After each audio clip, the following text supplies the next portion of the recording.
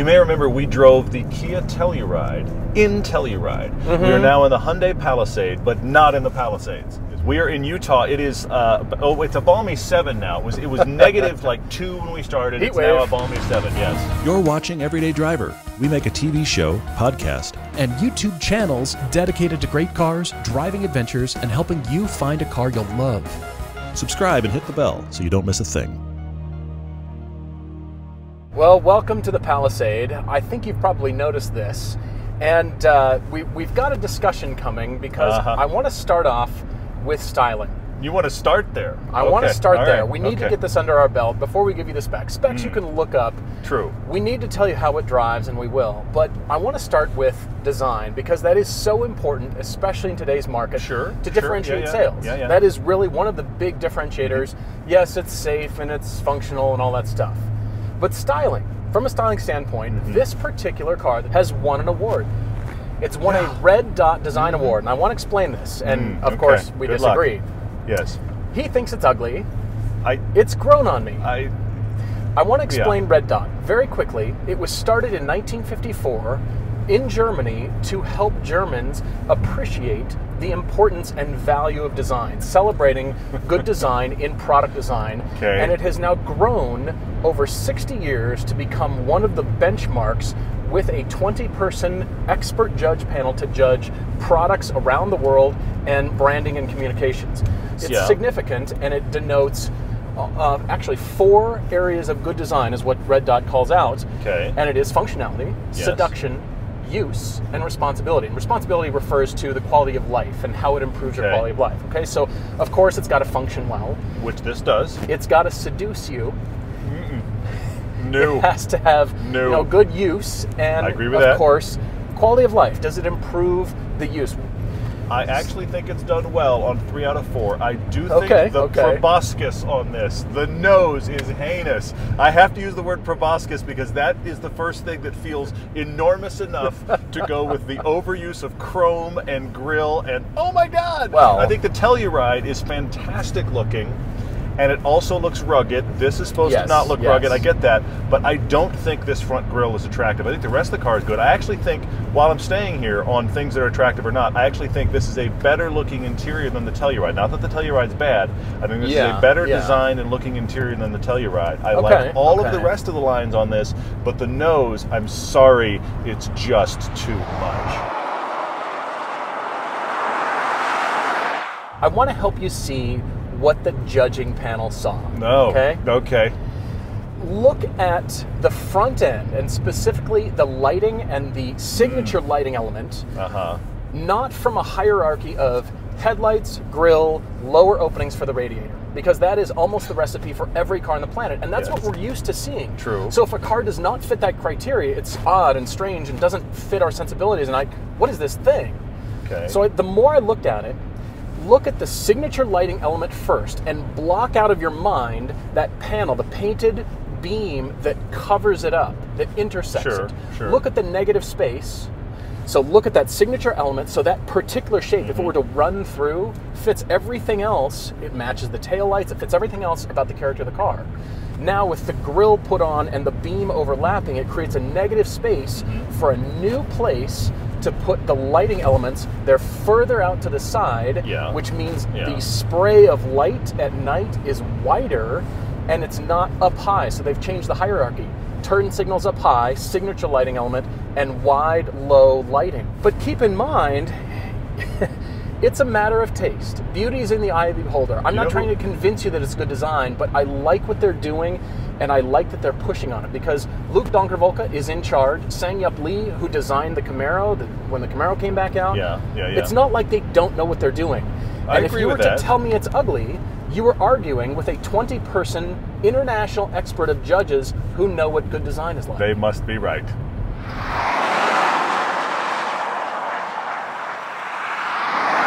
You know who else put the blinkers on the hood?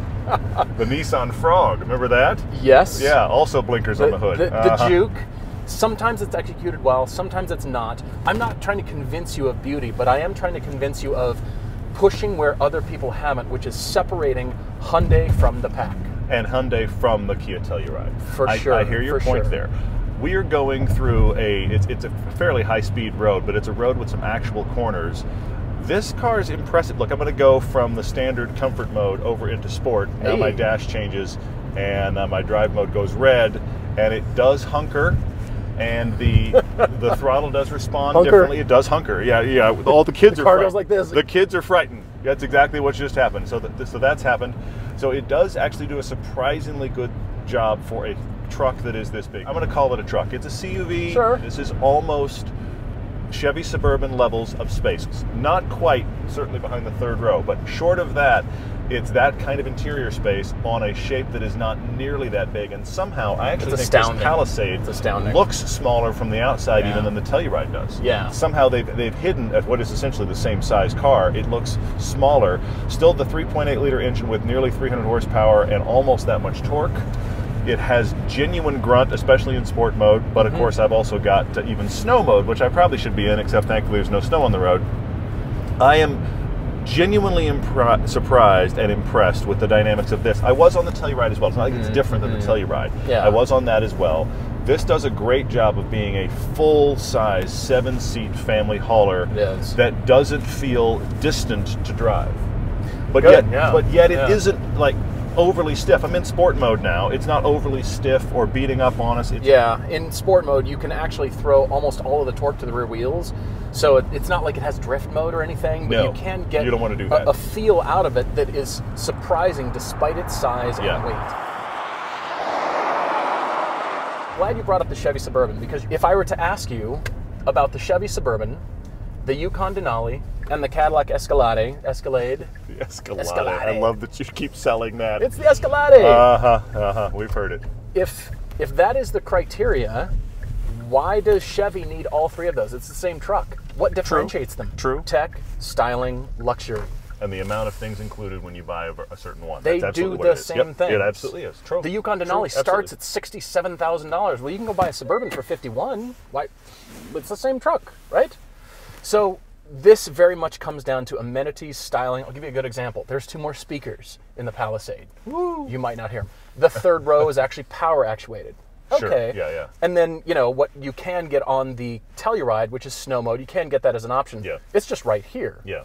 And have you noticed the Telluride has a shift lever? Yes. This is more tech and luxury focused, so you get the push buttons. You're right. No, they definitely have done with the tech thing. Speaking of random tech things, this actually has, this is a weird sentence, follow me, maybe the coolest cup holders I've seen. Ever. I don't care about cup holders. It's not the reason to buy a car, but you look down and you just kind of go, you know what? Those are cool cup holders. Yeah, they work well.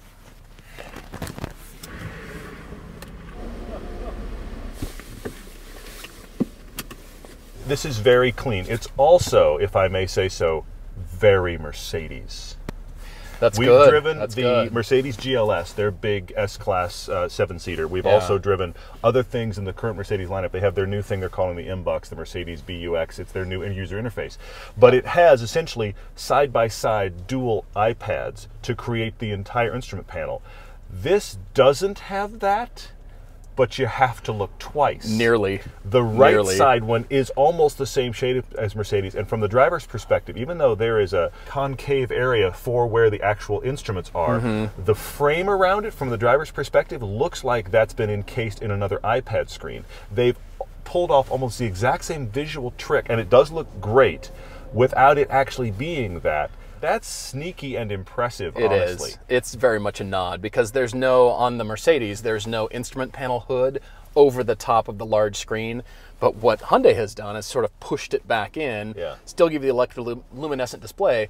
But what's so cool about this, as tech is concerned, when you use your turn signals, you get cameras, each instrument, so it looks analog, but that turns into a screen, and there are cameras in the outside rear view mirrors that actually point down the side of the car. Other cars have this. You're right. People have done this for a while. I mean, you can get this tech on a Honda Accord. I mean, it's on lots of things, okay? People have done this in various ways for a while. What I'm impressed with here is how seamlessly they've integrated it. And you're right, whichever disc it is that you've put the blinker on, that's the one that now becomes the camera automatically in any mode. And you're right, also the thing that's doing, it's doing it right now, the thing it's doing is it tells you whatever the key bit of information from that circle that you've vanished because it's now a camera, that's being overlaid in the top. This is honestly, from a how do we do this perspective, this is a victory. And I would suggest driving this, obviously, to make your own opinion, because of the things Hyundai has thought about. They're in the Telluride too, but the amount of USB ports in here, the amount of just things that should be heated and cooled rear seats. You know, there's tech everywhere, and there's little touches that you know they've scenarioed driving trips. Sure. They've gone for road trips and think, this was a road trip. You know what? Car. Yep. This should have blank, and they've put that in there.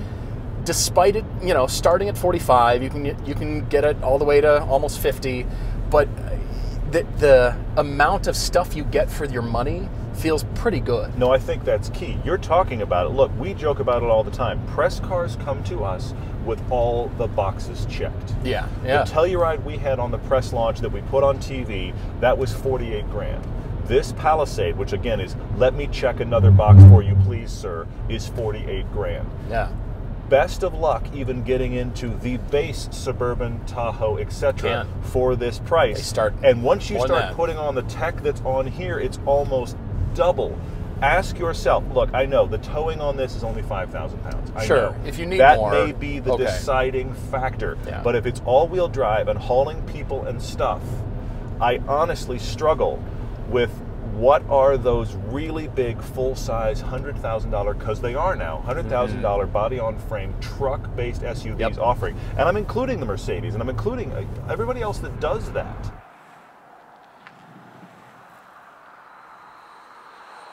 You and I came away from the Telluride loving it for how much it gives you. And yeah, your point, if you need towing, great, fine, go tow stuff. That is an issue. That's the issue, not I think, that most keeps you out people of that this. buy SUVs. It isn't, you're right. So I think that same love is here on the Palisade, and you're going to have to decide for yourself what you like best. The Telluride, again, has the shift lever. So it's more the rugged, you know, kind of not off-road, but it has that sensibility. They're playing to the rugged feel from the name onward. Let's be honest. Well, Telluride is a rugged mountain town.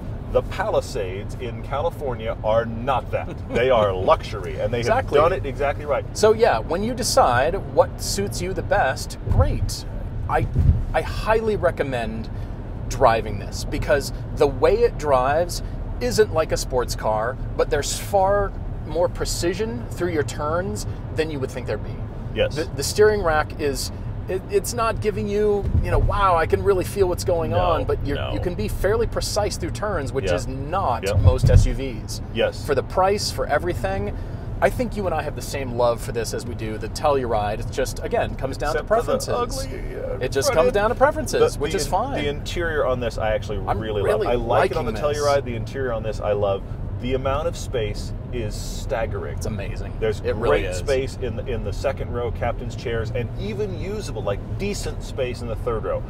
We're over 6 feet tall. We don't live in the third row. I still climb back there. It's still something you can use, and actually use. Like you brought the families in. Adults have to be in the back to go to dinner. They're going to be fine. Don't drive cross country that way. They'll hate you. Everybody can plug their phones in. Yes, to every single back of every seat. You're right. This is a road trip success car, as is the Telluride, which they can't make fast enough. It's so successful. No kidding. What's your styling preference? What's your kind of shtick?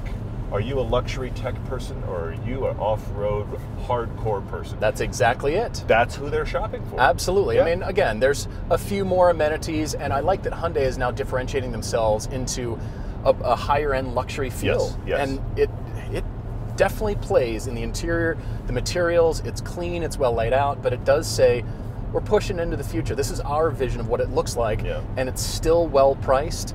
I'm amazed by what they're doing, to be honest. And it's, you know, for a long time, Hyundai was taking lessons from every other car manufacturer. Yeah. I think that's reversed now.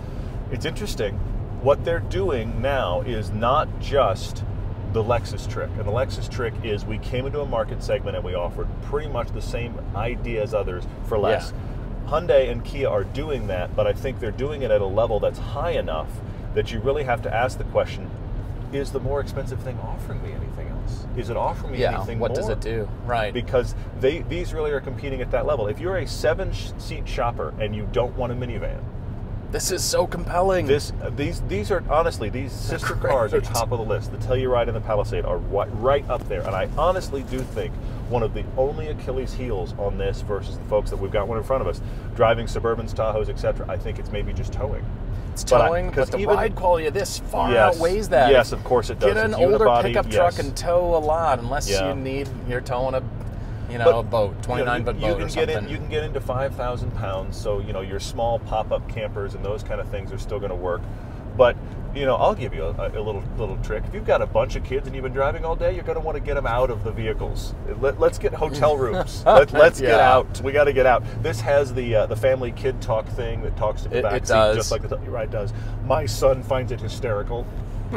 That I can echo through the back chamber of the car. He found it a riot. It's fun. It works, and you pay attention. It's the little differences. Yes. It has the do not disturb mode, so all the the drivers listening to talk radio or music or whatever that is, and it consolidates all the audio to the driver's area and turns it off in the second and third rows to not disturb your sleeping passengers, because they are going to be sleeping on your cross-country road trip. Or they've got their own headphones in and they don't want to be bothered by your music, Dad. Exactly. Your music's terrible. Because of course it is. Yeah, that's happening too. The other thing is, and I hate to come back to it because it sounds so ridiculous, but my son sat here for 5 minutes and just went, these cup holders are awesome. Brilliant. He's 10. Brilliant. But but here's the reason that they're actually very cool. This is one of the best successes. I'm talking about cup holders right here. I swear I am.